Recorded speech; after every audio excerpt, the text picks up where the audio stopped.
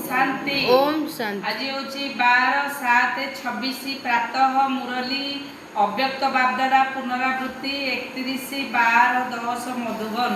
पुराणा वर्ष को विदाय देवा सहित पुराणा संस्कार गुड़ी को विदाय दे निर्विघ्न रहिबार दृढ़ संकल्प कर एवं दयाशील मास्टर दाता होई मानसिक सेवा द्वारा दुखी अशांत आत्मा मानक सहारा दियो।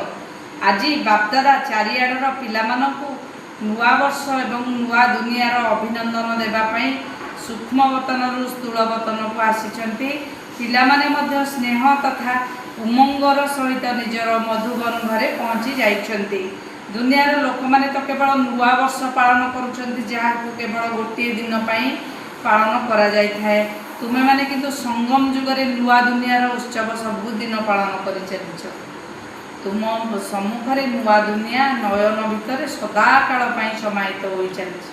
किंतु आमर ओडिया कौन कर पूरा भारत वर्ष गोटे दिन को पालुं आमर सदाकाल केवल मन पकाओ सेठारे पहुँची जाओ नयन भितर नयन समाहित अटना कौन अनुभव होउछि तो एबे संगम रे अछु।